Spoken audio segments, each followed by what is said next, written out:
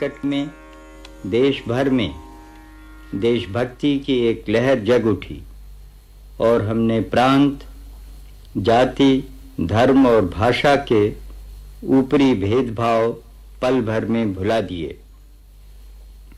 उस समय सबने उस मूल एकता को देखा जिसने सैकड़ों हजारों वर्षों से भारत को एक सूत्र में पिरो रखा है। खेत में काम करने वाले किसान